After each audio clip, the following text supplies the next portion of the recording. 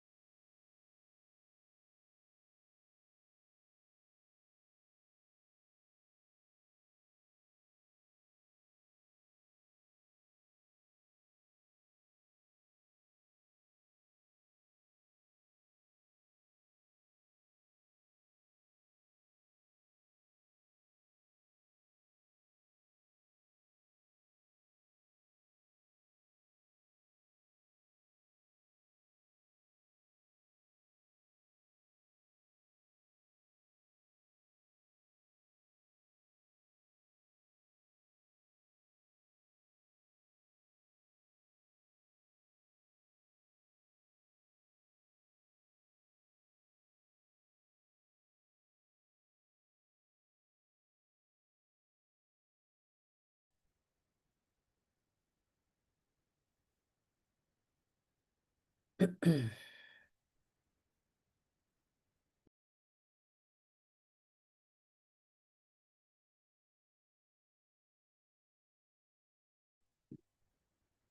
we're gonna get started. You know me, I usually give a 5-minute grace period, so 6:35, we're gonna be starting. Hi, Jana. Hello, Luana.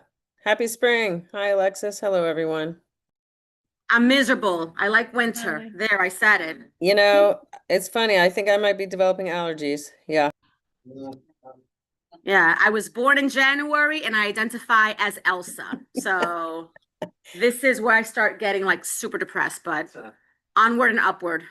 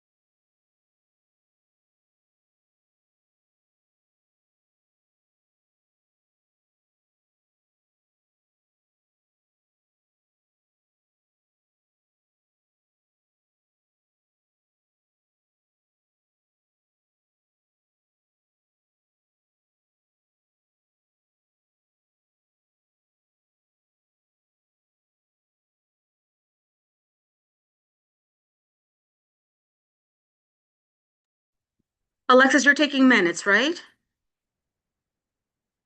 Yep. Thank you. I appreciate it.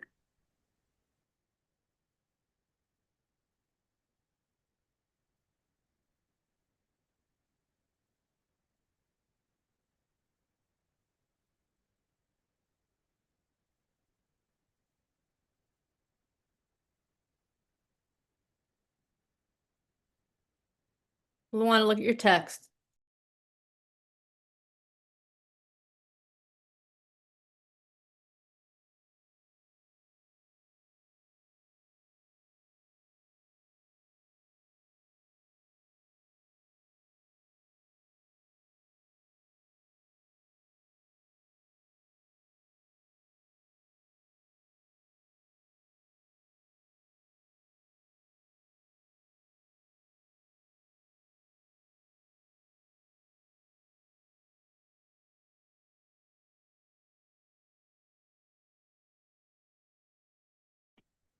Thanks, Luana.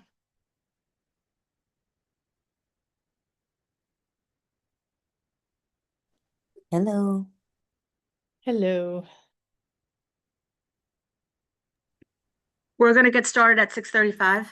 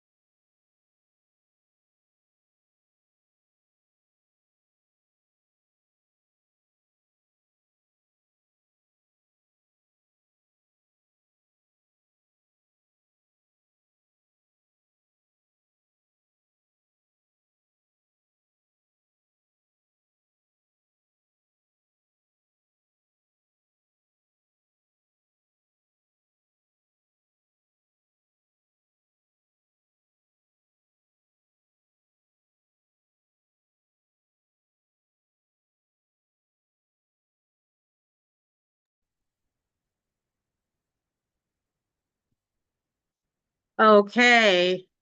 If you are an attendee that needs to be promoted to panelist to present your programming, let me know.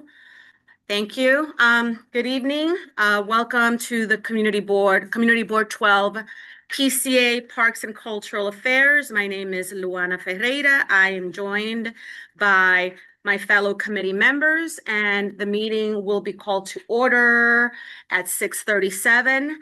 I'm happy to say that we have quorum because we have two resolutions before us that are very important. And that's it for my opening remarks, general opening remarks. I will be presenting some new initiatives, conversations with regards to the Wright Brothers Playground.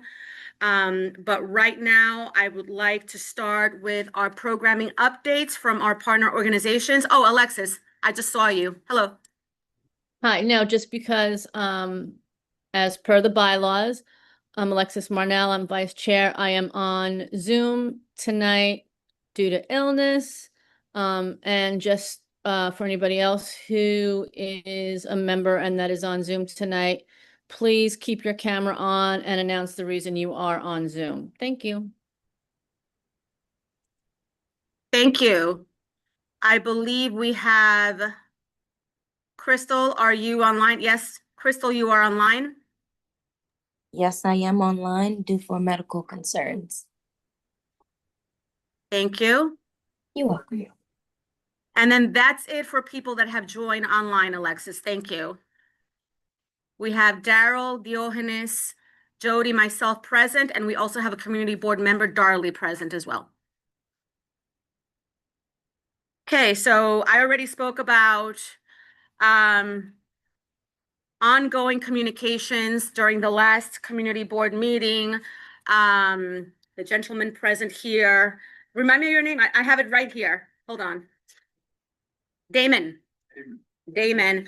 There has been an ongoing conversations about the Wright Brothers Playground. Last year, there was a walkthrough in an effort to reimagine what the space might look like. Should it become rehabilitated, revitalized? I know that there are some initiatives, including a soccer field that will be built, but I don't want to get ahead of myself speaking on behalf of Park. I will let Jenna provide some updates as a matter of public record. Yeah. Thank you. Okay. And with that, we're going to open the floor for programming. Remember that you have 2 minutes, and Alexis will greatly appreciate the blurbs sent to her directly. It will lessen the volume of the very tedious task of taking minutes. We're going to start with Martin Collins, Northern Manhattan Coalition, Art Coalition, NOMA. I can never get these names right. I'm so sorry. Thank you. Northern Manhattan Arts Alliance. Good evening, everyone. Arts Alliance. There you go. I am so sorry. Welcome. It's great to see everybody there and online. I am the Uptown Art Stroll coordinator at the Northern Manhattan Arts Alliance, and it's of course a very busy season for us as we prepare for the Art Stroll. But first, I want to tell you that we have a couple of exhibits. One that we have a call for art. It's America the Beautiful ? And given what's going on these days, that question mark's pretty big. So if you're an artist in Washington Heights, Inwood, or West Harlem, please see it here for us by April 26th. The submission form and further information is on our website, nomanyc.org. That's NOMAANYC.org. NOMA's current exhibition, Women in the Heights. The subject matter is Shade, with 42 artists from Northern Manhattan. That's due through April 24th. At NOMA's Gallery, 4140 Broadway and West 176th Street. Gallery hours are 1 to 5 p.m. Saturday and by appointment. We encourage all artists of all disciplines to participate in this year's Uptown Art Stroll. Submit your exhibitions, events, and open studios happening in June from West 125th to West 220th Street by the May 1st printed guide deadline. All exhibitions, events, and open studios will be published in NOMA's online calendar. The online calendar takes about 30 seconds to fill out on our website and our homepage. We want to congratulate Washington Heights artist Marta Blair for winning this year's Uptown Art Stroll Poster Contest Grand Prize. Her vivid image, iconic image, will be the stroll's emblem and will appear on all collateral. West Harlem's artist Margot Moore won the second grand prize, and Inwood artist Jose Carmona won third prize this year. You can see nomanyc.org for more information and their winning images. Please RSVP on our website for our pre-stroll concert taking place at 7 p.m. Tuesday, May 19th at the Harlem School of the Arts on St. Nick and 141st Street. It'll feature the Natalie Cole Community Choir with children ages 9 to 19 performing that evening, followed by the Emmett Cohen Trio. And finally, we invite everybody to join us at the 24th Uptown Art Stroll opening reception from 6 to 8:30 p.m. on Monday, June 1st at both the Hispanic Society Museum and Library and the American Academy of Arts and Letters on Broadway and 155th Street. I see we're joined tonight by the Morris Jamil Mansion, one of the honorees that we'll be recognizing on Monday, June 1st at the museum, both the Hispanic Society Museum and the Academy of Arts and Letters on 155th and Broadway, and music that evening by the National Jazz Museum in Harlem. That concludes my report. I'll place it in the chat as well. Thank you, Marty. Always, always on time. Very, very busy. We appreciate it. You're welcome. Next, we're going to go with Bob Barnett. Okay, this is going to be actually me. Bob and I are both here. Hi. Bob's Okay, here too. hi. Yeah, hello, welcome. We have to be on another Zoom at 7, so we're going to try multi-process. So basically, our big thing is we're back on the water, so we're thrilled. We had lots of people out last weekend. It was very windy, but nobody landed up in the water, so that was great. We're not as bad as we thought we'd be at the beginning of the season. We have our new launch, so we now have 2 motorboats for coaches to use. We're still waiting for the motor to be delivered, but we think it's going to be usable by this weekend if we can get it registered as well. With the 2 launches, we are doubling the number of Learn to Row programs, which is one of the reasons we got the second launch. So instead of having 3 like we did last year, we're going to have 6 this year, which is pretty exciting. It's still not nearly enough to meet the demand, but at least it's twice as much as last year. We're having our first Get on the Water Day this Saturday. That's when the people who want to do Learn to Row come up to the boathouse, well, not the boathouse, but they come to the dock. Wish it were a boathouse, and they all get put into a boat to try it out with lots of volunteers to help out and make sure the boats don't flip and see if they really like it. And then unfortunately, we're still going to have a lottery for who gets in because we always have too many people for the available slots, but at least it's more than last year. So that's pretty much where we are right now. 20th anniversary. Oh, 20th anniversary. Sorry, I forgot that. We are planning things for our 20th anniversary. The first event coming up in a few weeks is a kind of HRCR alumni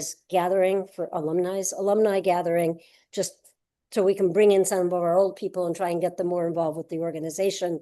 We're planning more events for this summer that you will hear about when they're happening, and you will all be invited. So I think that's enough.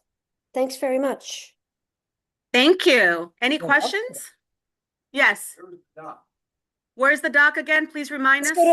Mosquito Marsh. Yeah. If you're up Mosquito in Marsh. Inwood Hill Park and you see some racing shells that are outside of the Columbia Boathouse, that's us. Age of participants, is it open to every? Adults. Adults only? Adults only. If there are youth who want to row, they should contact Row New York. They have an awesome rowing program for youth and about 1 million times more money than we do, which isn't hard given that we have like 0. Thank you, Joy. Thank you, Bob. Next, Julie McCoy. Hi, everyone. I'm Julie McCoy. I'm the Commodore of the Inwood Canoe Club, New York City's oldest continually operating paddle sport club. So not a lot to report because we're still not doing our public programs. We're waiting for the water to warm up a bit. But we did have a shoreline cleanup at the beginning of this month. This was actually a really big one. We had 23 volunteers show up. We collected 23 bags and also found 2 hubcaps, 1 traffic cone, and a sign from the marina. We always like to point out the odd things that we find. We will be at Car Free Day on Dyckman Street, coordinated with Earth Day. So that'll be April 25th. So come find us, come check out all the other participants. We will also be holding what we like to call a dehydrated open house. So no boating, but we will have the boathouse open for people to come, take a look, enjoy the view, learn about our summer programs, which will start up on May 25th, Memorial Day Sunday. That's my report. And Wow, 1 minute. well, Julie, I will make a small bit of a public safety announcement. go Which ahead, you got the time. this time of year, as the days are warm and beautiful, the water can still be cold. So we just advise people to, enjoy being near the water, but be aware that the water is still quite cold, and try not to fall in. And if you do, get out very, very quickly and put on warm clothes. Thank you.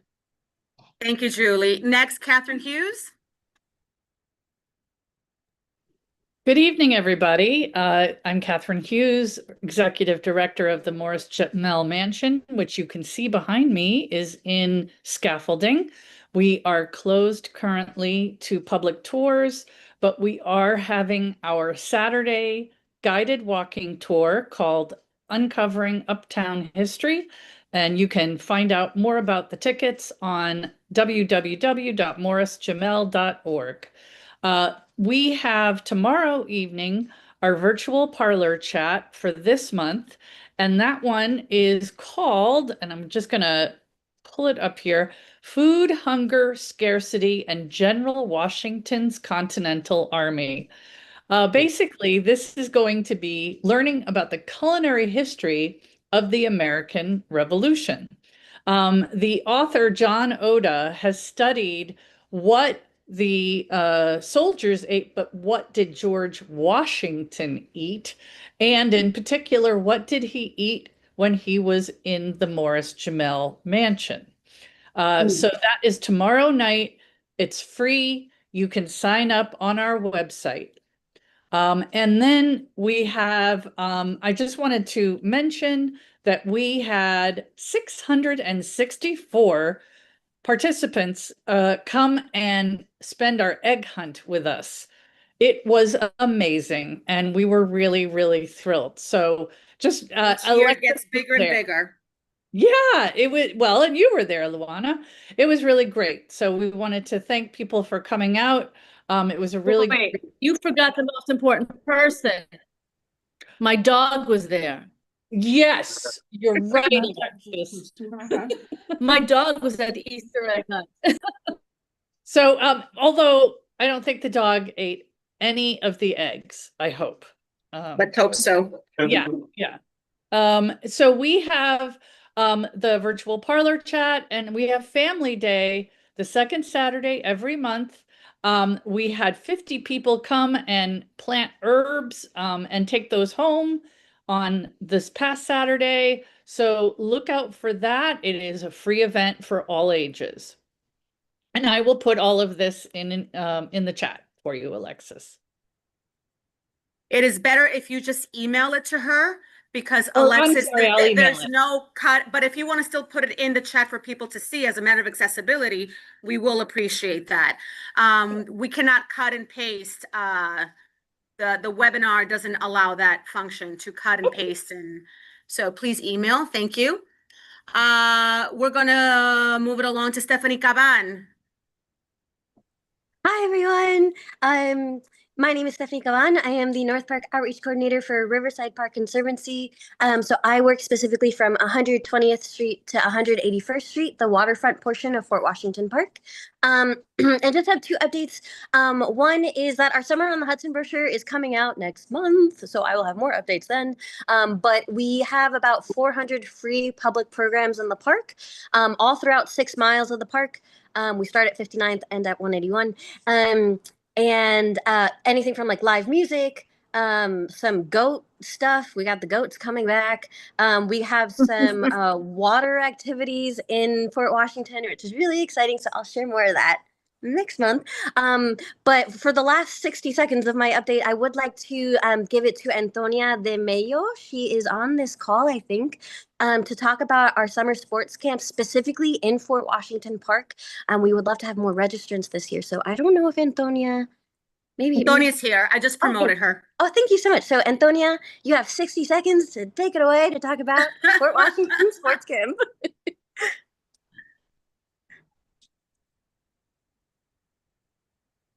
She there? I'll restart the clock. Hello, I'm here. Can everybody hear me? Yes. Hi, Yes. nice to meet you, everybody. I'm Antonia.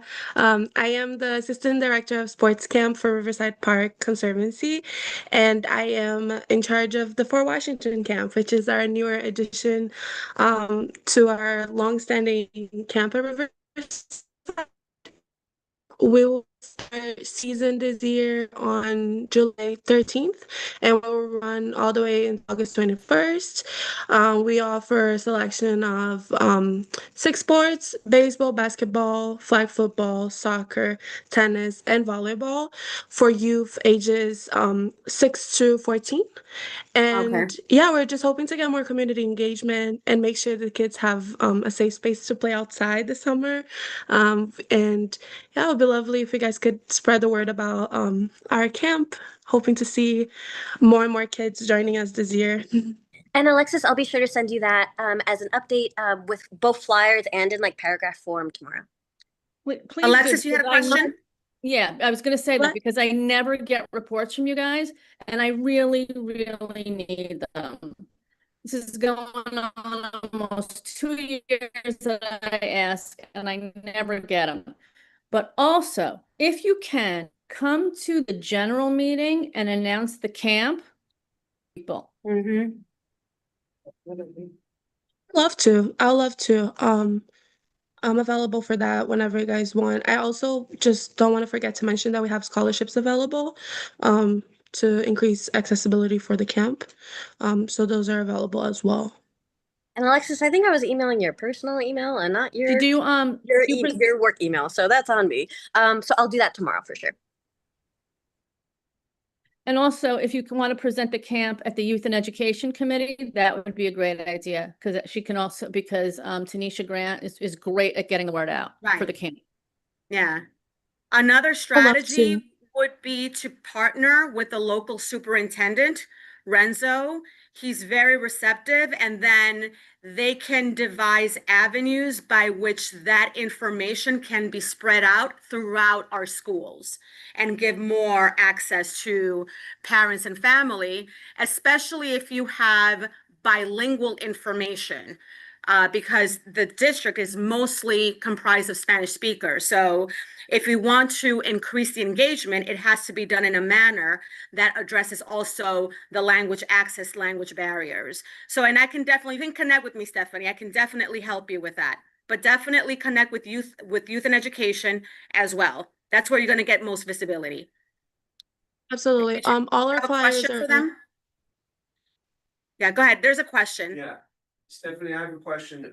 What is the status of the tennis courts up there by the bridge? I heard that they're in disarray, but there was maybe they were gonna be resurfacing those courts. Has that happened? Or can you give us an update on that? Yeah, of course. I don't have a really great update for you, unfortunately, but we did get funding from Carmen de la Rosa, her office. I want to say 2 years ago at this point. So we're waiting for her to release the funding. So it's a question of us kind of pestering and being like, hey, what's up with that promise? But I can ask specifically about that and have a better answer for you next month. Or I can share my email and we can email back and forth as well. So that you can get it more immediately, but I'm happy to do that as well. Tracy. I was gonna say is that most Washington Heights parents that I know are on the Washington Heights Parent and Me listserv. And if you email Washington Heights parentandme@gmail.com and ask them if you can promote it there. There's like a special moderator. I don't know what it is, but every single parent I know gets that email. So it might be worthwhile. Thank you, Tracy. I appreciate that. Thank you so much. I benefited from free tennis programs up in Inwood Park when I was a teenager. So this is why it's also important as a matter, especially with elite sports, that a lot of us cannot afford lessons, uniforms, rackets, and sort of that. I really want this to I really want this to be accessible for all kids. So thank you. Let's see. Did you want, that is it. Is there anybody, I see participants. Can you please let me know if I missed you? If you want to provide a programming update, I can promote you to panelists. Let's see. Oh my God. Friends of Inwood Hill Park. I'm so sorry. I didn't see you. Totally And fine. Luana, now I don't- I see you. I also think it registered me under Kara, so that's going to be my alter ego. Welcome. Okay, so yes, we are really excited. This month we are doing a lot of stuff. It is our annual Earth Day Festival, which we do every year. This is our 11th one. We are also having the big change of moving it from the usual point where we would meet at Seaman and Isham to the Indian Road and 218 entrance as closer to the Nature Center. But we're going to be doing the same kind of programming that is always centered around arts, education, and stewardship. We're going to be partnering with different groups like BioBus, with the Urban Park Rangers. We're going to be picking up trash. We're going to be planting we're going to be removing invasive species. We're going to be educating. We're going to have music. We're really excited to wrap out the year, the festival this year with a jazz performance. Luana, I know you love jazz. I would love to see you there. It's at 3:30 at the Inwood Hill Nature Center. So local musicians, we're really excited to partner with this whole group. We're going to be continuing in May with our Riverkeeper Sweep and partner with Inwood Canoe Club. And that's going to be through Riverkeeper, the larger organization, so working all along the Hudson. I have the flyer for the Earth Day Festival that I will share in my email to Alexis, and we're almost done making the flyer for Riverkeeper Sweep. Our events have been getting bigger and getting more and more people as the weather has increased. So we're really excited to that. And we're also really excited to work with our good friends at the Parks Department, hi Jana, for the centennial of Inwood Hill Park on May 8th. I won't say too much about it because I bet you have something to say about it, so I'll let you take it away. But we're really excited. We're making gradual but continued progress on the gardens. We have an amazing design. I'm happy to share it if anybody is interested in seeing it, or maybe that's protected and you'll see it when it's all done. But it's been a really exciting month for us. We're doing a lot of really cool stuff and enjoying the beautiful weather, a little too much beautiful weather. And yeah, we look forward to seeing what comes next. But thank you so much. Wow, that was great. Questions from the committee first for Kaya? Okay. Yes, you had a Yes, question? a related question. Is there any funds to resurface the tennis courts at Inwood Hill Park, which look like they have been resurfaced in many, many years? I play there and they're in very poor condition. That's a Jana question for sure. Yeah, anything having to do with funding with parks, these are nonprofits and it's out of their purview. Any questions with regards to the maintenance of parks, that is a question directly for parks, just to help clarify what falls under whose purview. Okay. Carlos Acosta. Yes. Hello. Hi, everyone. Buenas noches. Yes. Can you guys hear me? Hear me well? Yes, loud and clear. Cool. Okay, perfect. Then I'll jump right in. So I'll be doing the updates of upcoming events on tomorrow. At the Nature Center, the Rangers are going to be hosting a Senior Citizen Community Day from 1 p.m. Or starting at 1 p.m. at the Nature Center, and it'll be highlighting the spring migration happening in the park and just kind of doing a little birding with the Senior Citizen Committee there. On the 17th, Sherman Creek is having an educational tour led by the Urban Park Rangers. And this will be a way for kids to experience nature in a hands-on and fun way. They'll learn all about stick bugs to snakes and meet some of the animals that call the center their home. I'm going to jump ahead a little bit because on the 25th in Highbridge, we have the Spring Festival happening at 12 p.m. near the rec center. And this is an event that's supported by Parks Department and Councilmember Carmen De La Rosa's office. It's a day of celebration where they'll have games, arts and crafts, music, and much more. So it's a great time.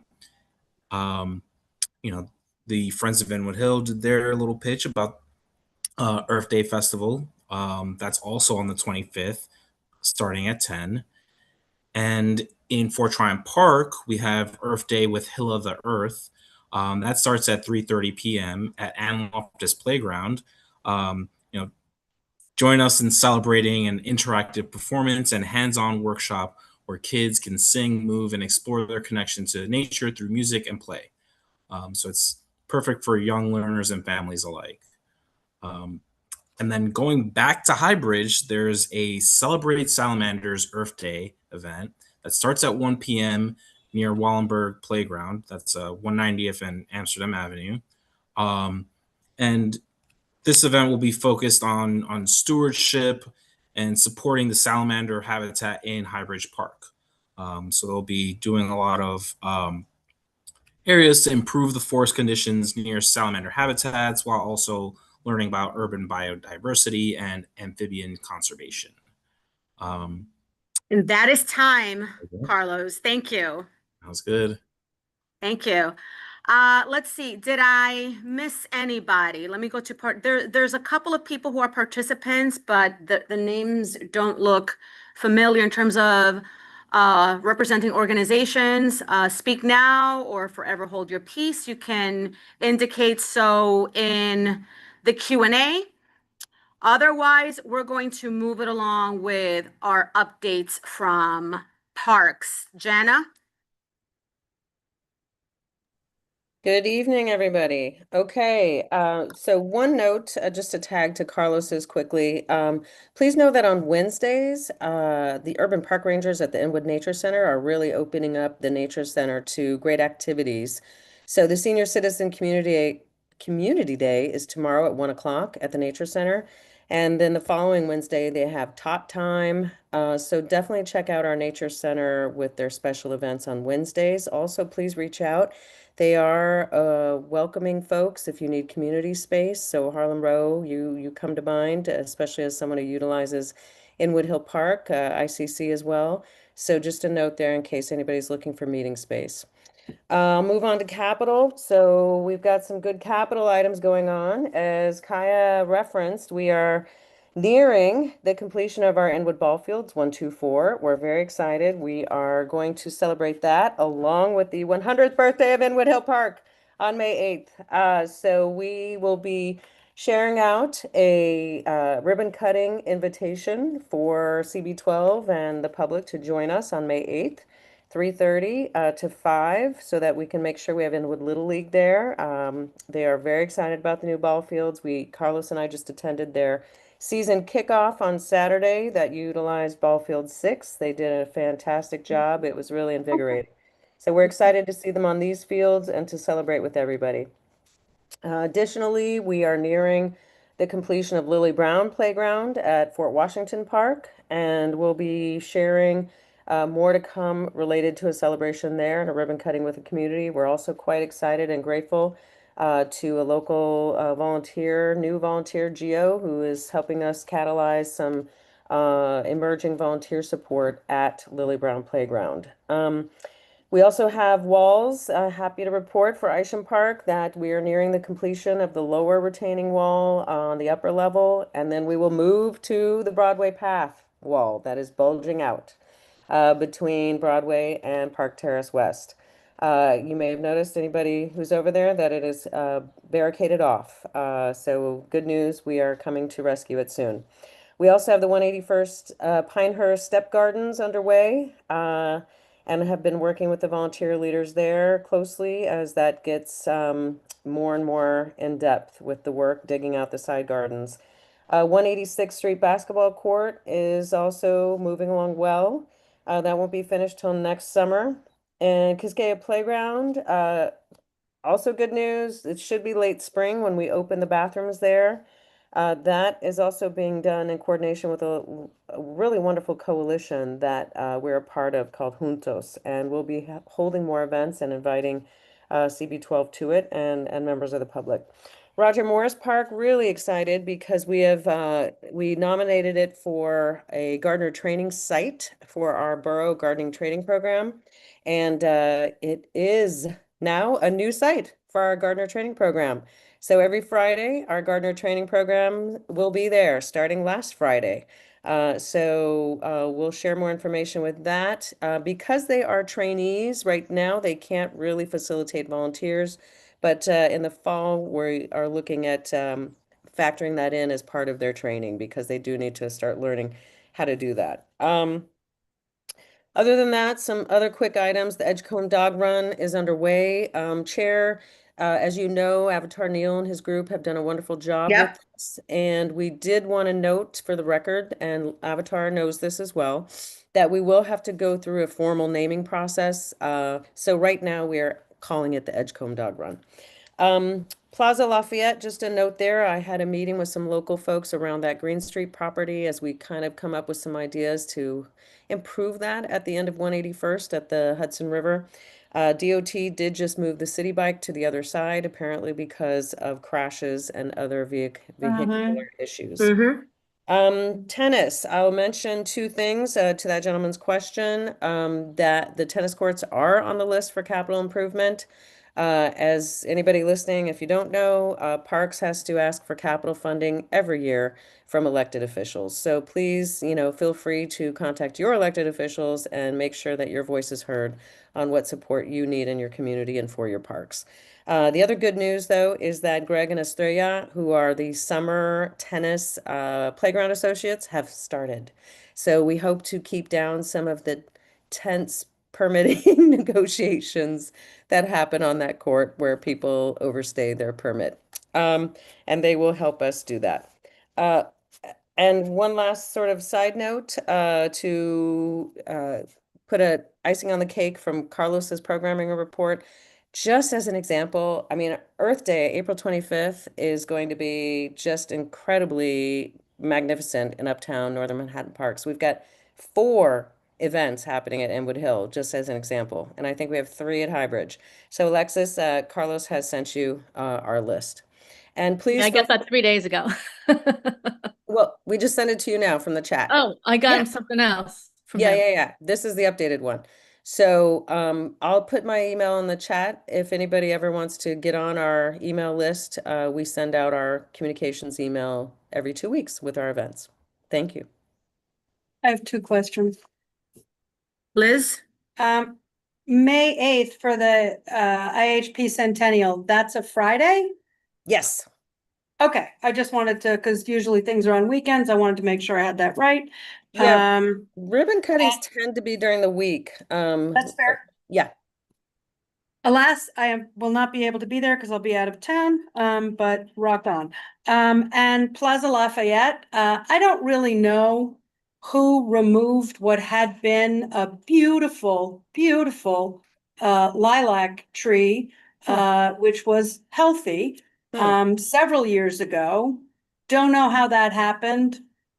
Would love to see that back because there's an area at the westernmost part of the Plaza Lafayette, just before you cross the street, that used to have a huge lilac bush and now has nothing.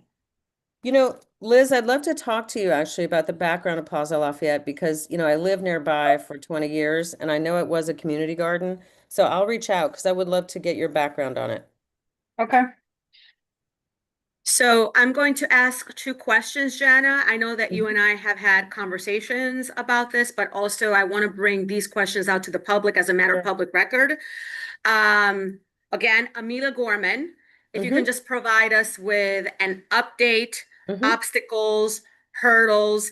It is an election year, which is very good for us because that means that we can exploit the promises and the asks. So Yes. putting it diplomatically. So, and then once you answer Amelia Gorman, then I'm going to ask my next question as a Sure. matter of public record. Yes. So when I started 3 years ago, I made Amelia Gorman my top priority in terms of really moving forward opportunities there and questions and inquiries into how we could approach that long closed park in our community. And the challenge is multifold. So the reason the park was closed almost 12 years ago now is because of a lower retaining wall that broke. And that made the park unstable and the park was closed. Obviously, the longer a park is closed, the more other things deteriorate. When we finally got an estimate on that wall, it was about $350,000 to fix that wall, which we eventually got. However, the access cost for a contractor to enter the park, which is on such a steep slope, was millions of dollars. So at that point, Steve Simon, our chief of staff, our former BC, Tricia Shimamura, now of course Parks Commissioner, and I, our team with Capital started looking at the opportunities and the other needs of Amelia Gorman and basically moving this forward as a larger need. And that cost assessment at this point, especially considering ADA requirements, is over $20 million. Now, with that said, we are very happy to report that Councilmember Carmen De La Rosa did allocate $3 million. So one of the things we're looking at, and remember, the top of Amelia Gorman Park is always open. That is the terrace on Wadsworth Terrace, always open. We are always looking for more programming partners to help us activate that beautiful terrace. We also bring volunteers up there for gardening, and we're working on that now for spring. On the lower level, the Broadway Plaza, we are looking to see what we can do as a phased approach to Amelia Gorman so that that $3 million that Councilmember De La Rosa provided, we can work with that funding and possibly expense funding to improve the Broadway Plaza lower level and also phase 2, enter the park on the lower level, Broadway level, below the steps, and basically make that lower portion of the park accessible to the public as a park space. So that is the current work that we're looking at right now. Does that help give the overview? It does, because it is a challenge. Yes. But do we have sort of like a timeline? Is there a timeline? Yeah, I mean, typically, as actually Stephanie alluded to, when the allocation is given, it takes a while for it to actually move forward. And then we go into design phase, which is like a year. That'll be a community input phase. However, if we are successful, and we have talked to the Councilwoman's office about this, if we're successful in securing some expense funding, we can move that forward very quickly, within a year. We could start working on the Broadway Plaza portion. And by the way, I will say that we have volunteers who we've been working with at Amelia Gorman. We welcome more, but we do have, and we're working on some simple opportunities around the Broadway Plaza. One of the things that's not so simple, and this would require expense funding as an example, is moving the benches. They are too close to the wall at Amelia Gorman on the Broadway level. And we need to take all of those out and move them forward and set up a completely different plaza arrangement that is beautiful and enjoyable and does not allow people to enter the park when it is closed, which they've been doing through those benches. Carol?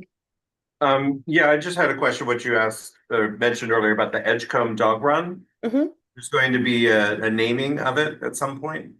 Oh, well, I shared that it has to go through the formal naming process, Daryl. So Parks has like a formal naming process if something is going to be named for an individual. And so I've shared that information with Avatar, and Avatar would move that forward as with his dog run group. Okay, and that'll be pushed out to the community and to the community board? Yes, by Avatar and the dog run group. We, as you guys know, we don't run dog runs. Alexis? Yeah, so just so you know that it's intended to be named after Larry Neal, who lived on Jamel Terrace.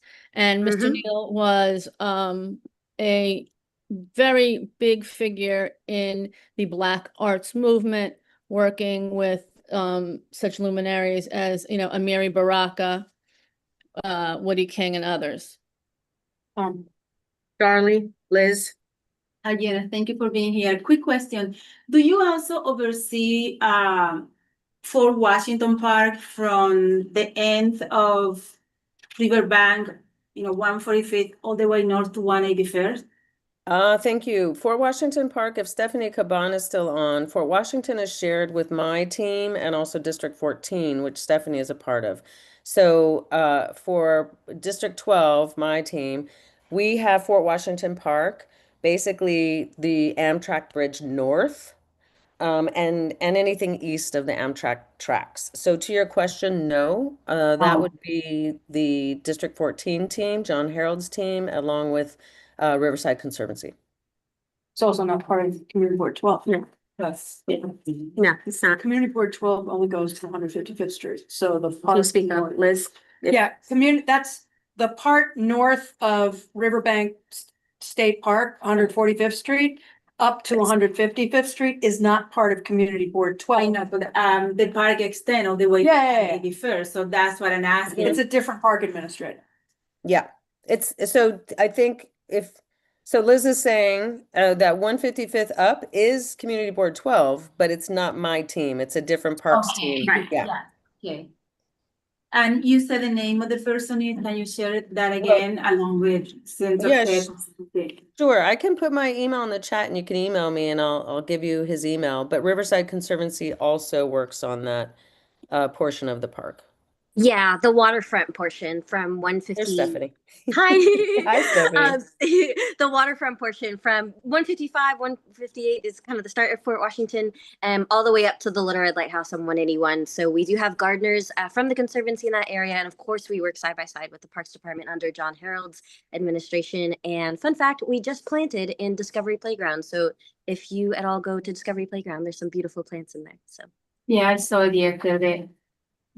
No, there is a bunch of issues. I'm so sorry. That I didn't know for this part of the meeting, but I wonder if Stephanie, if you're gonna stay. That would be great. You can stay for a little longer. You're muted. Sorry, can you repeat that? I'm sorry.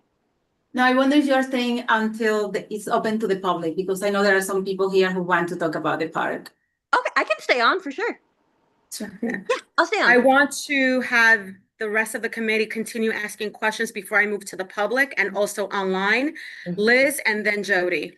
Yeah, I just want to remind the committee that we have a resolution from, I want to say 2020, might be 2021, encouraging the Parks Department to name parks for, among other people, Larry Neal. So whenever it is that Yes. Edgecombe Dog Run folks come to us for that park naming, dog run naming, Yeah. we should reference that old reso, which by that time will have been, Yeah. 6 years old. Thank you for Park that. Never did anything about. That's, No need to throw daggers. I mean, it's a different group, so. This Yep. does remind me, actually, real quickly, I know Alexis and Kaya and Chris Whitney and Friends of Inwood Hill have been looking at naming for Sally Fisher as well. Alexis, do you have That's the on the naming? agenda for later. Oh, sorry, great. I'll That's bring on the it there. agenda, Great. Jana. We're gonna talk about it. That's Okay. an agenda item, the resolution. Jody? Hi, Jana, how are you? Hi, Jody. So people are asking me a lot about Payenne Park at West 157. They're seeing that there's some work being done there. Trees are Yeah. being protected and benches are being removed. Yes, so DDC, we're waiting to hear from them as well. Quite often, you guys, sometimes work by other agencies gets underway and we don't have information just yet. So, Okay. but we have been aware that DDC has been planning some work related to the Broadway corridor and kind of redesign and construction that related to their staging would affect Okatanya Payenne. So yes, the benches were taken out. The good news is once this is done, we hope to make some improvements ourselves to new benches, et cetera, at Okatanya Payenne. But yes, we don't have the information yet. Thank you for reminding me that I need to nudge them again. Okay, thanks. My other question, Jenna, as you already know, there have been some discussions with regards to the Wrights Brothers Park, the soccer field, basketball, and the rest of the playground. As a matter of public record, would you mind giving us an update about that? Because we have a forthcoming walkthrough as requested by the community. We want to work in partnership with hopefully some nonprofits that I have contacted, but I don't want to name them because I still haven't heard back from them. But if we can just start getting an update so that we can now begin sort of like some kind of planning or advocacy or what have you. So yes, I've been working with Damon for about 3 years now, and he's just a wonderful, passionate supporter and leader over there. So we're Don't grateful say for all that, it'll go to his head. Well, it is hard to equal his passion. So, with that said, we've been working steadily on improvements that we can do without capital funding. I want to sort of take different pieces just so everybody understands. The soccer field has nothing to do with us. That is a school construction authority program with the DOE school that is part of this playground, PS 28, the Wright Brothers School. So that they are taking over the handball courts, and that is funding that Espaillat and Carmen de la Rosa provided. That SCA project is needing to be staged on the basketball court. So as I shared with Damon, we're actually kind of happy about that in the sense that we, fingers crossed, we'll be able to ask for remediation once the soccer pitch construction is finished. So once that soccer pitch is finished, what we tend to do is we look at the damage that the staging and the contractor created related to their project, and then we ask them. So as I told Damon, we'll be asking for a full repaving of the basketball courts. I also asked Damon if he wanted backboards, hoops. He said, no, we're good. So that's excellent. Next, we started working on some more rat remediation, which we've been doing. And Malcolm, our supervisor from D12A, just went out there this past week and did 2 different rounds. Good news, Damon, he actually didn't find many. So we don't know where they went. I know you say you guys see them a lot, but he did not find many. With that said, we're also ongoing pruning. So our director of Hort, John Kelly, and our borough team, Marissa, they have gone in there several times to already prune back some of the overgrowth that Damon and other folks have complained about in the playground. That was designed as part of the playground design. But knowing that the people who use this site would like less of it, we have been working to reduce some of that. We've also worked with Damon and proposed a children's garden that would run along the fence line with the basketball court. So we're hopeful that we can work on that and get more involvement in Wright Brothers in terms of ongoing volunteering and gives kids something that they can really be proud of and see growing. The biggest challenge with Wright Brothers right now is really the public restroom. We have chronic plumbing issues there, and that probably, Chair, is a capital need. It's looking like because of the ongoing challenges. Our shops unit has not been able to fix that. It's mostly stopgap efforts. So we do think that it probably needs an entire overhaul. So we'll have an assessment of that. Steve Simon and I have been talking about that.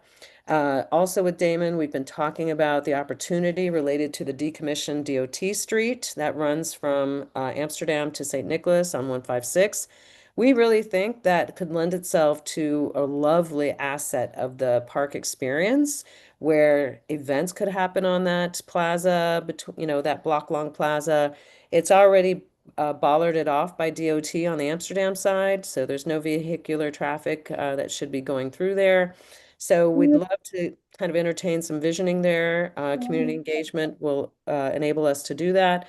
Speaking of that, we're also working with Damon on our first Community Care and Culture Day at Wright Brothers, which we're working on late May dates. And we held one of those at Roger Morris Park.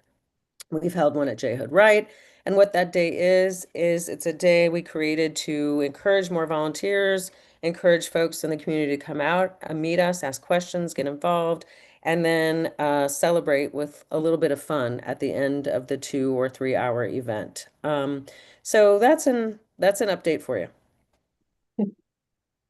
Sounds very thorough. Before I get any more questions, I just want to acknowledge Eddie. Yes, I will call on you for programming once Parks is done with their report, okay? I know that I'm answering live, okay? And then we have a question.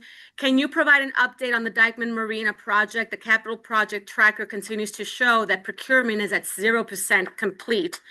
Has procurement ended? Is there an anticipating construction start date? This is Tessa Carter. Sure. Hi, Tessa. Yeah, so Nate Grove manages the Marina unit. It is in my portfolio, but I do not manage it. So Nate believes he can join chair in May. He knows that he told you that he would give you an update in spring. He could not make tonight's date. So Tessa, you feel free to email me if you want to email me. My email's in the chat and I can forward it on to Nate. Otherwise, he will be here at the May meeting. Fantastic. Fantastic. Thank you for that. Yes. Any other, that was a question online. Did you have a question for Parks? Yes, quick question. One, I'd like to sign up as a volunteer for the Gorman work. I live there and I was wondering, I understand, you know, some of the structural problems of the steeper part of the park, but there's a lot of garbage very, very close to the Broadway area. Is it not possible just to get someone there and clean up the garbage and make that look better? Yes, we have sent folks there, and we will continue to do that. I don't know, sir, if you're seeing what I've seen, that it tends to gather around the gate entry. And sometimes it gets behind the gate entry and we cannot go inside. So what's that? Can't go inside, it's too dangerous. We can't go inside. It's a closed park and there are liability issues. Our team cannot go inside. Okay. Liz? No, that was my question. Okay. Any other questions for Parks? Okay, before we get into the resolutions, because we do have quorum. Actually, I've got something, but I'll save it till next. Eddie, let's see if you can unmute yourself. Hold on one second.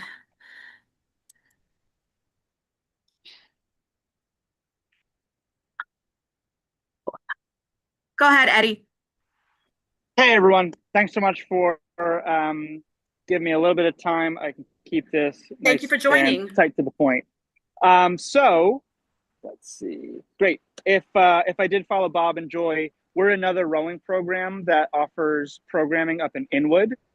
We're in Sherman Creek Park. So I just wanted to share a bunch of info. We are Row New York. We are a youth program for all students in New York City to learn the sport of rowing, to enjoy it, become competitive, and I don't know, get to have really the coolest experience to see New York up and down the river. So we have summer camps that are going to start on July 6th for students from 8th grade through 12th grade. That is the best way for kids and families to get involved with our program. So I wanted to pitch that I can share links right now to our website and a sign-up form if I can ask for some help circulating them, or if there are events happening in Inwood or anywhere in CD12's jurisdiction, we can come by and share more about the program, maybe some hands-on stuff like our rowing machine or a boat. One thing that's important is the sport is really hard to get into and find, so we make our program as accessible as possible. It is free or zero cost to families that make under 100K, families that make over 100K. There's a small tuition, but that's not the primary group of our program.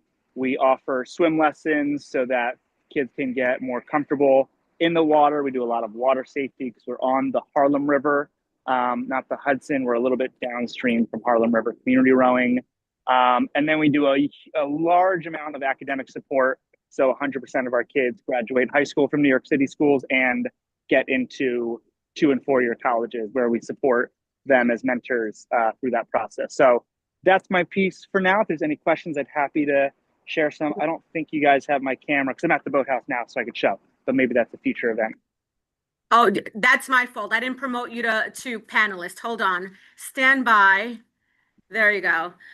Just as a reminder to all of our presenters, anything involving youth, we highly or strongly encourage you to go to the Youth and Education Committee as well, because that is also where you're going to get the most visibility, the most distribution, and the most networking so that our youth can be involved, particularly with these programs that tend to be high cost, a bit elite. And like I said before, if there's scholarships, affordability, if they are free, please get in touch with Tanisha Grant, who is the vice chair of, well, she's the chair now, right? She's the chair of Youth and Yeah, Ed. she's the chair, The yeah. second vice chair. And she's of the yeah, board. exactly. You had a question, Liz? I do. Can you just give us a little bit of an update on your row house project? Oh, I love it. There you are. I can show you. So the old boathouse Is shipped gone. out. Yay. It's in Red Hook right now. One of our former staff members can see it from their apartment, and it's going to make its way to Staten Island, where we aim to restore it. Our Really? current boathouse, I thought we're it was still going to in the process. Boston. Oh, that's 5 years ago. The Boston people did not follow through on the process of tugging it up there. So, I mean, it was already hard enough to get to Staten Island. So we are still in the process of finalizing our capital campaign to build the new boathouse. So I don't have a groundbreaking point. We have the land, we have the permits, and it'll be land-based right behind the Ellen Lurie School. But we're at least a year away from that really generating. But preceding that, we just want to really make sure that this program is, in the 5 years I've been here, we want to make sure that it's more a part of the community that surrounds Inwood and then extends out through CB12. I think right now we ask a lot from the community to come join. And once we have a new flagship up here, we want to make sure that is doors wide open and not, feeling like another building that is closed off to people. So I see some messages in the chat. I will get emails to you, and I'm absolutely going to go to the youth and education one, but I just wanted to cover our bases to get the word out, because everything's going to happen in July, and we're going to offer some either virtual or in-person meetings with prospective students and parents so that everybody that wants to know about the program can come and join it. This is our boat bay that all the students get to row out of. All these boats have either 8, 4, or 2 kids in them at a time. Fantastic. Yeah, Another thanks a lot. tip is that every single public school in New York City has a parent liaison, a dedicated parent liaison that can help also with outreach and connections. Yeah, we're really close with the new middle school that's been built, the Oscar de la Renta complex, as well as some of the middle schools in the area, and just expanding our reach, but we're trying to cover our bases. So I really appreciate the advice. Fantastic. Well, good luck. All right. Thanks all. All right. If there is no other person to provide us with a programming update, we would like to move to the resolutions. Let me just do a quick, what we say in Spanish, sondeo. I'm going to survey. Okay, nobody? All right. So we have 2 resolutions before us. I'm so happy that we have quorum to get them passed. I want to publicly thank both Liz Ritter and Alexis Marnell for taking the helm onto this.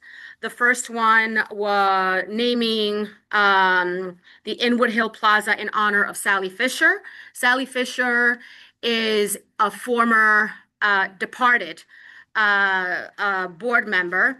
And rather than trying to do guesswork about speaking to somebody who I have not met, I let the people that knew Sally, that worked with Sally, formulate the resolution, which is before you on the logo. So hopefully you have read it at this point. Friendly amendments from the committee. Wow.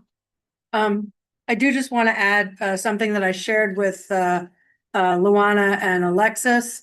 I told Sally's sister and niece that this was on the agenda for this evening's committee meeting and for the upcoming general meeting, assuming this resolution passes, which I imagine it will.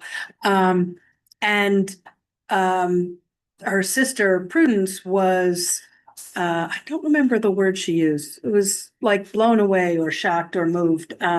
But she was really surprised by this and really moved that we cared as much about Sally as we do, and that we were able to capture so much of what she did for the community in the form of this.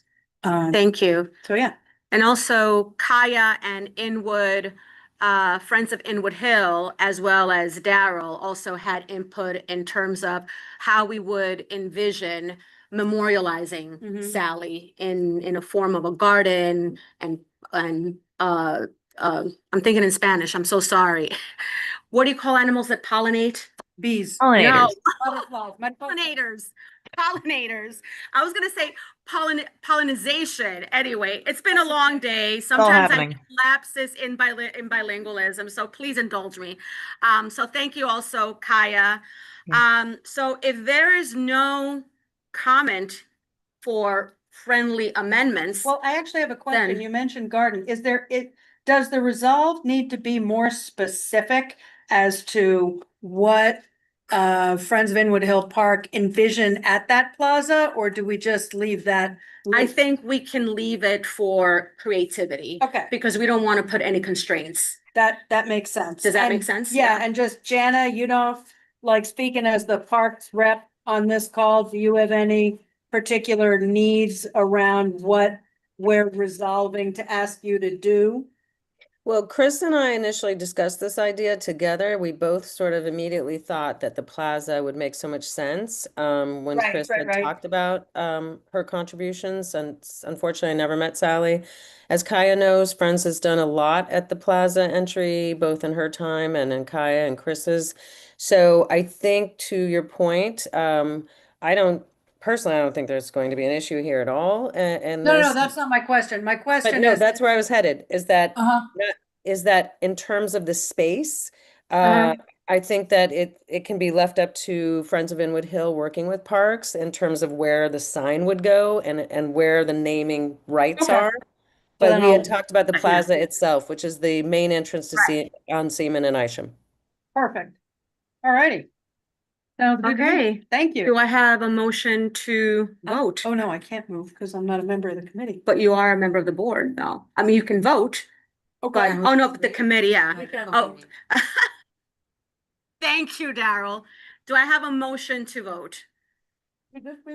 Oh, okay. Daryl moves to vote. A second? Johannes seconds it. Okay.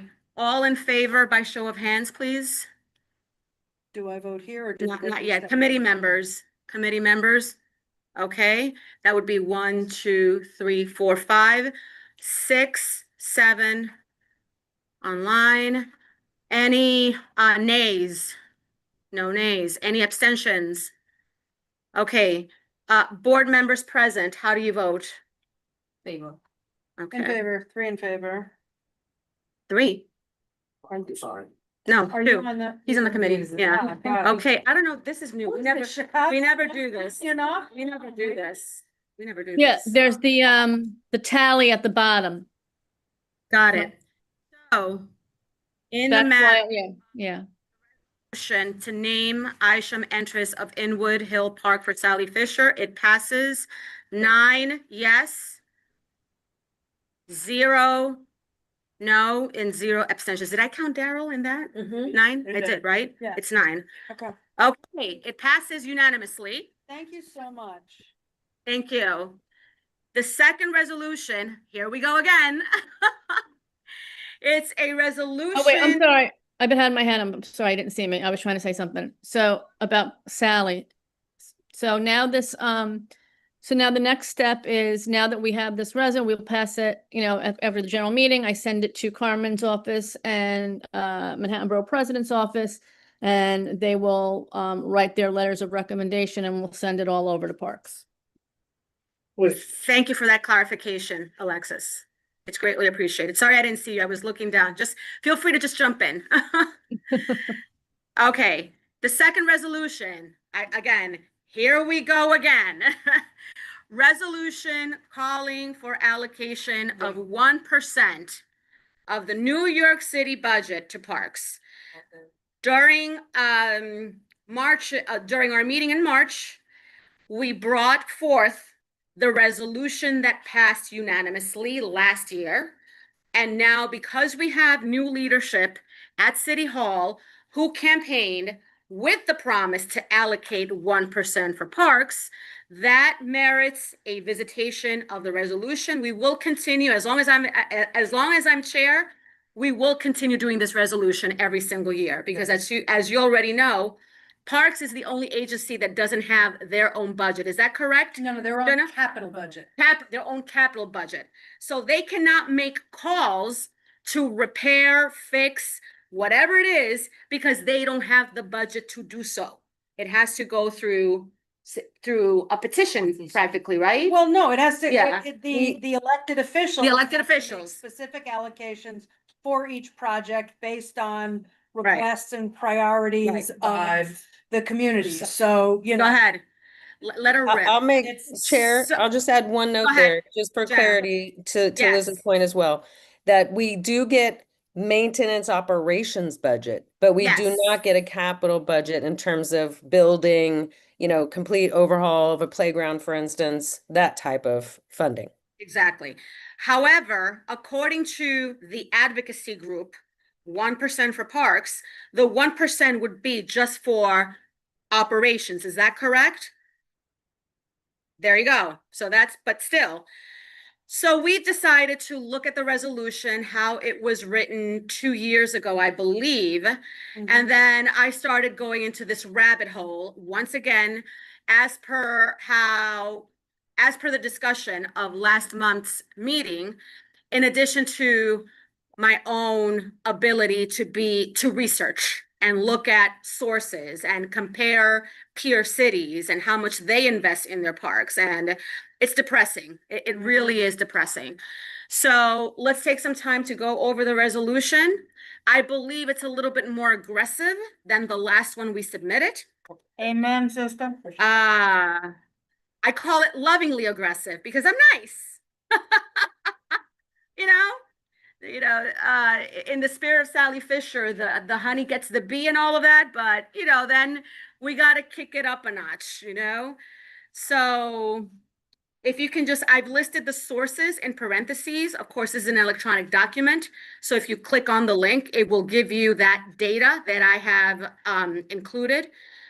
And then let me know if there are any friendly amendments. Tracy, I need the light. I'm sorry. Try, girl. I don't Yeah, know why I'm going this to is not excuse myself regular and try and turn this on. Switches. But carry I've on. been on this planet 48 years. I'm sorry. It doesn't work for me. But what I did want to say, see, girl, I got it. I got you. I got you. may the force be with you. Oh, go team. About this amendment, for those listening at home, as also just as what's being recorded.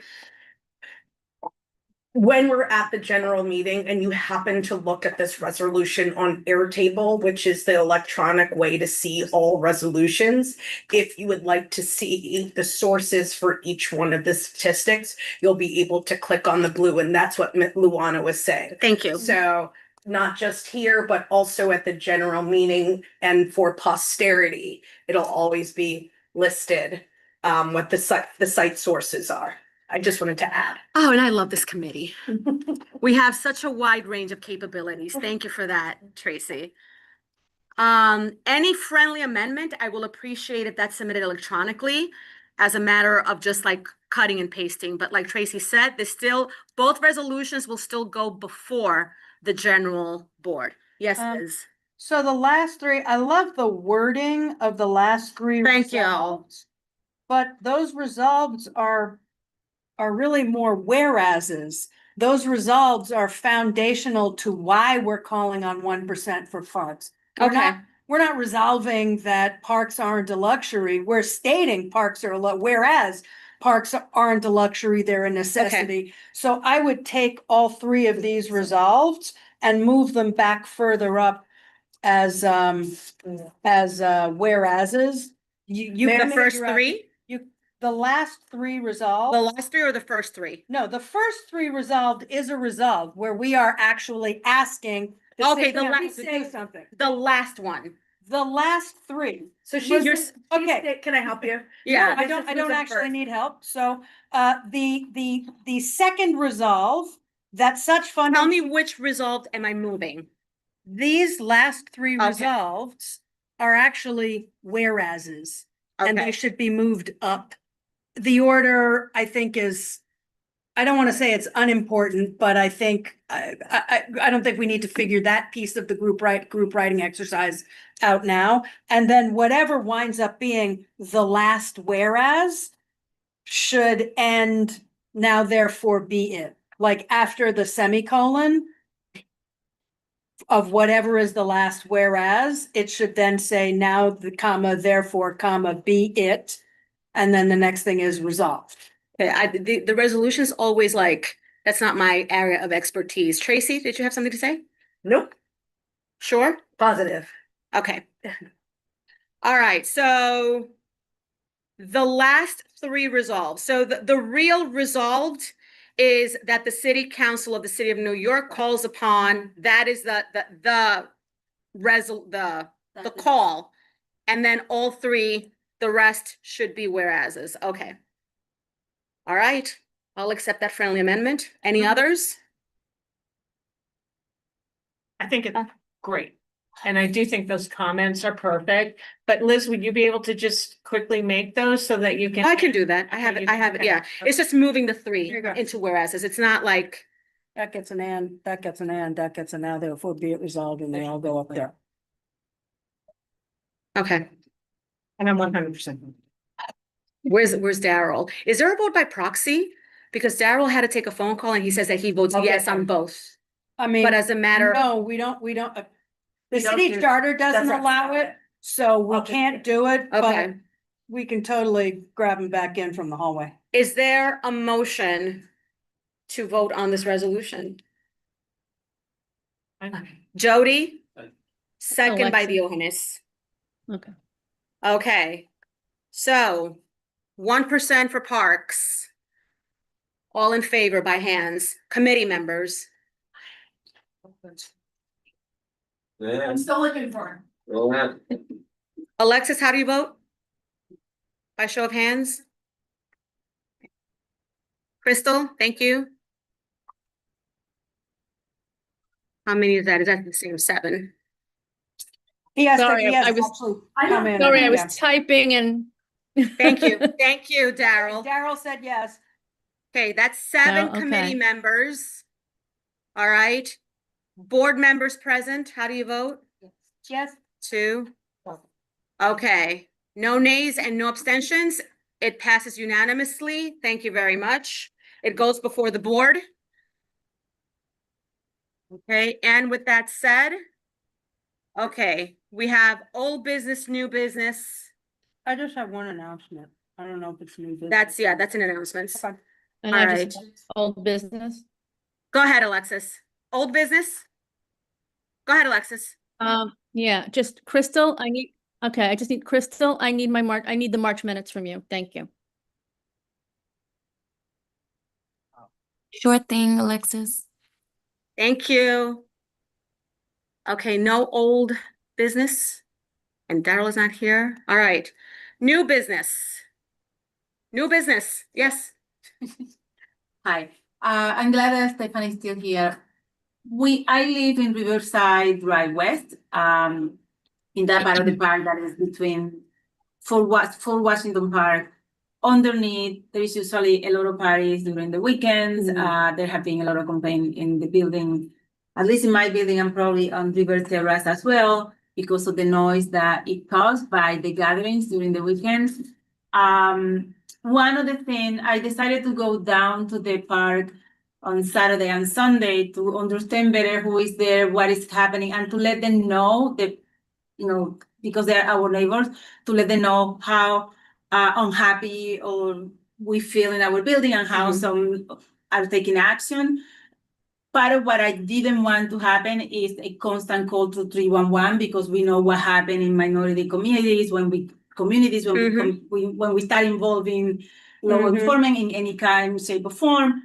how that can end. So I went down on Saturday and talked to many of them. They were surprised to know about the noise coming into the apartment because they see there is the park, there is the highway, and then the viaduct, and then the building, so they think that doesn't happen. But what I noticed, which is more important than anything, was there is no rule around the park. There is no at what time the park open until what time the park closes. Between the ramp on 158 and the playground, there are 2 signs, and those signs are only talking about barbecue. And the maximum of any event with 20 people or more need a permit. There is nothing about sound system when they are full on quinceañeras party down there, DJ. I mean, I can tell you who won what any given second. There is no anything that allows the user to really understand as good citizen, good neighbor, what is it that they are supposed to do. And so when, as neighbors, we complain, we are really complaining about our discomfort. We are not complaining about the actual rules. I went online to try to understand what the rules of the park are. And there is a bunch of things about permit that honestly is so confusing. I don't know how people find anything. And the other piece is walking again today, there is a sign by the basketball court that says that the park is open between 6 a.m. and 1 a.m. in the morning. But then in the website, it said the park closes either at 8 or at sunset, whichever is latest. So even the discrepancy is there. I think that we have to work as a community. We need signage that people can really understand what is their responsibility in the park, but also we need enforcement. I was talking to someone today, the only rule that seems to be truly enforced is the dog off the leash past 9 a.m. Of which I'm guilty at times. Nothing else. Some of the people who were gathering Saturday and yesterday, a couple of things that they mentioned was that when the police pass at nighttime, when there is party or big noises, no one says anything. There is no ticket given. So how enforcement happen when those who are supposed to enforce don't say anything either? And I'm not even going to talk about. We have responses already. I just want to center that so that they're raising. I'm sorry. Go ahead. Yeah. Great. Yeah. So part of this announcement is one to have a more community-based approach. If we had clear rules and we try to help people understand what those rules are, maybe the level of whatever happens out there will be mitigated. There were 2 portable bathrooms by the playground. They are no longer there. That's something that they complained about yesterday. The closest bathrooms are on 160 probably, where the parking lot is, that is now blocked. The other bathroom is almost by the tennis court, close to 181st. So anything in between, there is no bathroom, and those 2 portables are gone. I assume it's because of the weather. Who knows? I don't know.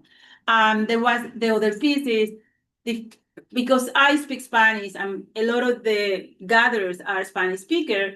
I went down, but they said something that I thought it was very interesting. What happened when the other people comes in and start making all the noise and start with the boom booms and music and whatnot? Who is gonna tell them? So I think that in order to make it really equitable and address everybody else, it has to come either from the conservancy to put good signs there and educate however the conservancy of the fire department decide to do that, and then move forward to really try to create a community in which we know the rule and respect each other.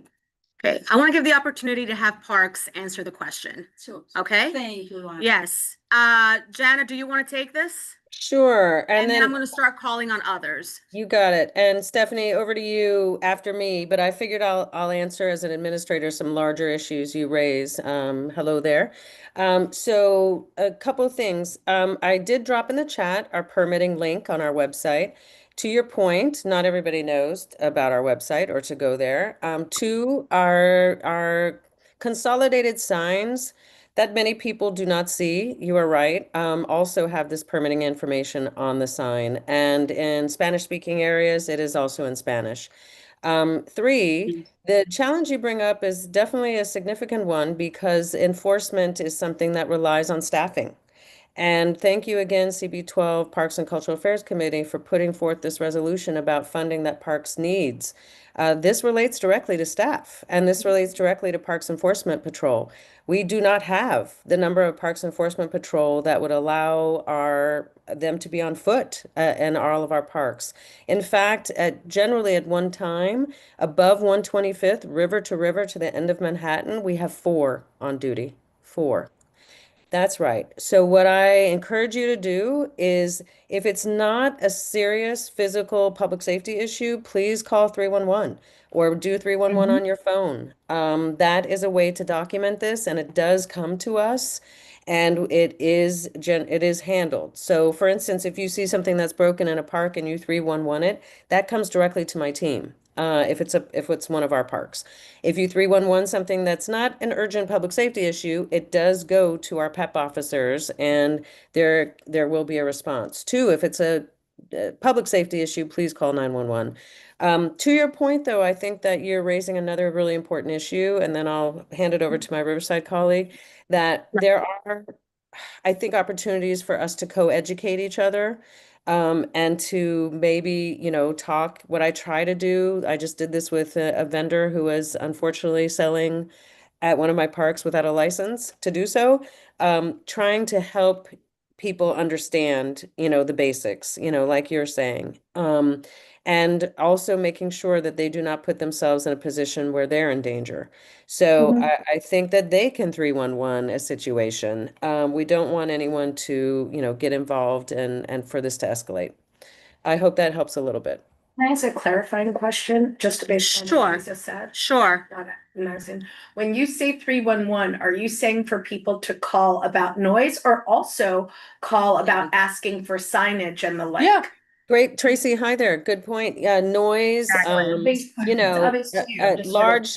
events that are happening that are probably not permitted. Anything over 20 people that uses amplified sound must be permitted. And by the way, NYPD is the agency that grants the amplified sound, and they only do that if they have a parks permit. So anything over 20 people with amplified sound has to be permitted. To your point about signage, Riverside Conservancy has the opportunity to do signage that I do not have in my public parks, because Riverside Conservancy has a license to manage Riverside Park and part of Fort Washington Park. So I think Stephanie can certainly take this back to Merritt and the team and think about what signage might be helpful. I cannot do that at public parks. Signage at public parks is also a funding-based issue. It is very expensive to print signs and replace signs and keep them free of graffiti and constantly replace them. And there is a signage policy. So that is also an ongoing challenge. Yeah. Stephanie, did you want to say, let me go down in order. I have Stephanie and then Alexis. Yeah, thank you so much, Jana, for taking this as well. I really, really appreciate you. But also, yes, with signage, I also have to get it approved by John Harold, our parks administrator, right? And so that's lovely. But yeah, and the problem with that is either a lot of signs get taken, or there's too much graffiti. For example, there should be a Forever Wild sign on 181, but it's gotten stolen 3 times. It, is a good example. However, that doesn't mean that we can't promote education via signage or via other methods of communication. And I want to hear your point in saying that 311 or 911 can be harmful to communities. I want to note that really quickly. But I also really appreciate you going down there and trying to communicate with your neighbors, because they are neighbors and they're all probably just having, a fun time because they just got out of work or whatever the reason is, right? So I do really appreciate you making those connections, but I want to communicate with you further outside of this meeting to see if there's any other ideas that we can come up with. I work from 7 to 3:30. I'm a gardener, actually, as well as an outreach coordinator. So I work sometimes in the mornings and then once or twice a month in the evenings. But I'm also talking with other members of your building. You're not the first person who's brought this up. And I do think that your sleep quality and your quality of life is also really important. So I hear you. I'm also struggling with ways that we can figure this out together. I do appreciate the 1% for parks and for more funding for parks for this enforcement, because not only do we need enforcement for noise complaints, we need enforcement for motorcycles and mopeds on the greenway and dogs off leash, which is a lot. But I want to address this issue with you, and I want to work together with you and other members of your building. And so, yes, I want to keep in contact and figure this out. So I'll put my email in the chat as well. Okay. The order as follows: Alexis, Liz, Jody, Crystal. Alexis? Darlie, what is the exact, because I couldn't understand, because I'm on Zoom, so it's a little difficult for me to hear. What is the exact section that you're discussing? Okay, Of at this Riverside? moment, it's really from 158 and let's say to 163-ish onto the playground, because that's the portion that we can hear more. Anything beyond that, there is a lot of trees and more buffer to mitigate the sound. But anything, that ramp that is also outrageously awful, that's the area. And then again, the signs that are there, none of them have a single graffiti. None of them. They are perfectly clean and fine. The other piece is those signs don't say anything about sound system, permit requirement for sound system or anything. The only thing that it says in terms of permit is group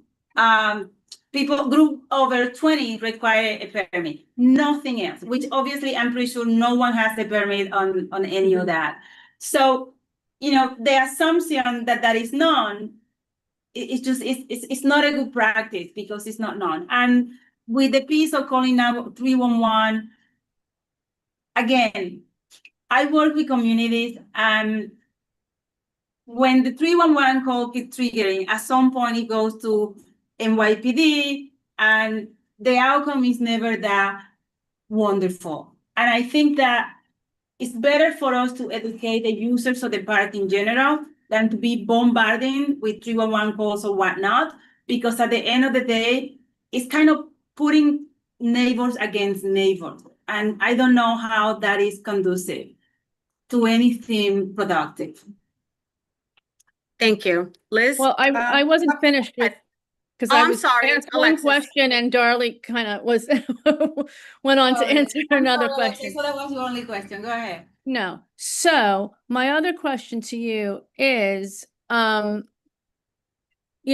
my issue is, because we have a big issue over here with off-leash dogs, okay? And I call 311 all the time and nothing ever happens. But have you all, forgive me, Darlie, because I forget which committees you're on. Because you should also bring this to health and environment, right? I'm Am I meeting wrong on that? tomorrow. Okay, great. Yeah. Thank you. And now I'm really finished. I promise. Before I move to Liz, Jana, you have your hand up. Did you want to clarify something else? You're mute. You're mute. Yes, thank you. Just a note that 311 does not automatically go to NYPD. So you can choose the agency it goes to. So I was not saying that you should send it to NYPD. If it's a parks issue, you can send it to parks. And then PEP can respond. So I'd like to say a couple of things that I think might be helpful. One is, this is an ongoing problem in your park, in many other parks, and this is a conversation that we have annually. And there's a piece of that for people who've been in these conversations year after year that feels like repetitive, because weren't we just talking about this last year? But it's a new conversation in as much as, not everybody who's having this problem was at last year's conversation. So there's a conversation that happens every year. With that park, with Inwood Hill Park, with Fort Tryon Park, with Edgecombe Park and Highbridge Park. There are a couple of ways of calling 311 and logging these problems in a way that makes it clear to parks, in a way that is helpful to parks, that doesn't trigger the NYPD. So if you say things like, we need signage, NYPD is never going to get called on that. But that is a very helpful way for Jana, Right. or if it's the southern part of the park for Charles Harold, to know like, okay, this is a hot spot and we need to activate our one team of PEP officers. Let me repeat that, one team. So north of 96th Street, I believe there is one team of PEP officers for all of the parks enforcement, personnel. North So of one of the 125th. thing, north of 125th, sorry. So one team, they come in pairs. So clearly we need more resources of that. Before you get concerned about like, but I don't wanna, policify. Exactly. That's not what PEP does. So PEP officers do not, they're not armed. No. They are peace officers. And although they have an enforcement role, their primary role is outreach and education. So they are all about like, hey, did you know that this is a violation of whatever? People don't tend to beef with PEP, but they wear uniforms and they have hats. So, the public does respond to them differently than they would if you, Tracy or I, rolled up and said, yeah, you want to turn that down. The other thing that I want to just ask is, in the past, we have had at various hotspots throughout Community District 12, like targeted enforcement with some augmented PEP, and sometimes the park rangers coming and they also have uniforms and hats. Do not underestimate the importance of a hat, right? You have a hat, people think you're official. There's a reason I walk around with this.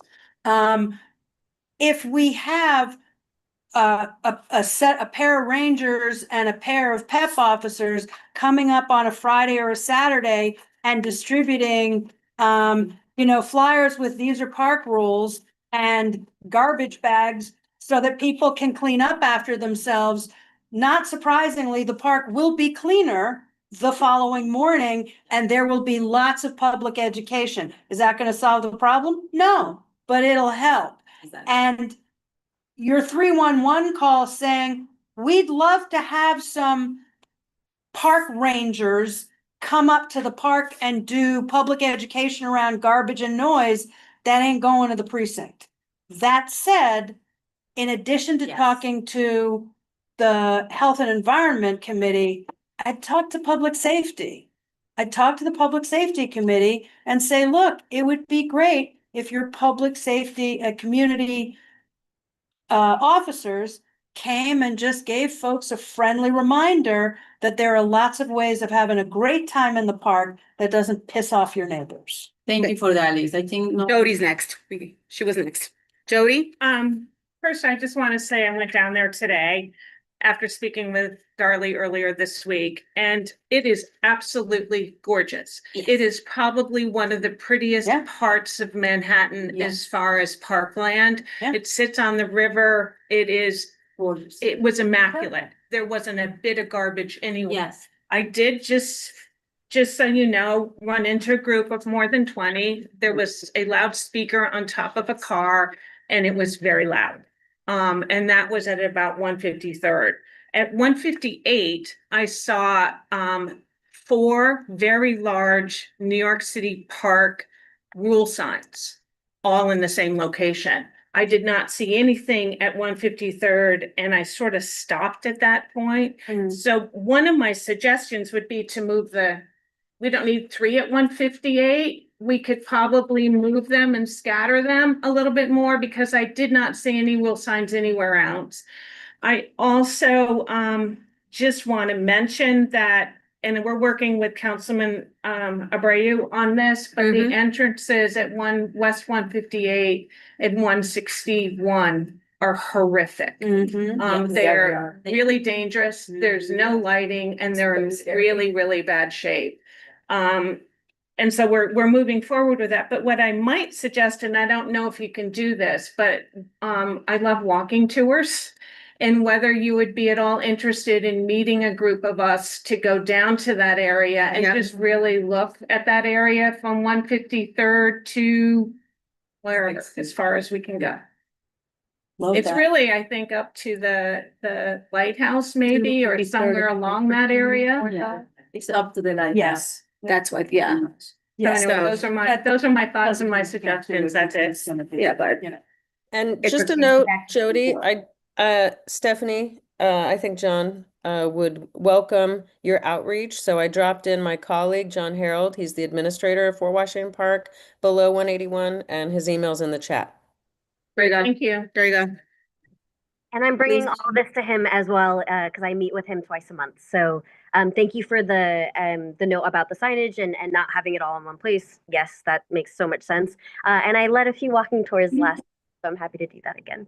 Okay, so I think the next step or the next course of action is have everybody on one email and coordinate the walkthrough. And that could be a good starting point. And maybe invite the precinct. Right. Because one of the things, I mean, one of the things that the precinct will say in terms of enforcement is the first cop out, pun very much intended, that they will have is like, well, we can't write citations because the rules aren't posted. Exactly. So if the rules are posted, then you can be like, yeah, they are. Yeah, you can. Well, they're all posted at 158. Sorry. Right. Okay. Anybody else has a question or a comment? No, I just want to thank Lee tremendously for the suggestion of how to call 311. Exactly. What to say. I will definitely post that in my building link, so when people call 311, to encourage PEP to show up and to Right. request what we need, rather than have a bunch of calls that eventually will go who knows where. And we also have to be very realistic about the bandwidth. We just got out, we just passed a resolution about operations. We just saw the data. We just saw the number of PEP members that cannot be deployed. We also have to be realistic about the current state of affairs with Parks bandwidth. I'm gonna take two more last comments. I'm gonna do a time check because we still have announcements, and I think we have somebody who wants to bring something before Parks. So yes, Crystal, then Jody. I agree with Darlie, Alexis, and Liz. I just think we need to find a nice equal medium because we want everybody in the spirit of spring and summer to enjoy their time in the parks. But yes, I like what Liz is saying in steps forward for a nice equal medium because we don't want to be a nuisance, but we do want everybody to enjoy the park equally. We don't want the noise to carry on. We know about the music situation, that we had up in Washington Heights and Inwood. It got pretty nasty last year.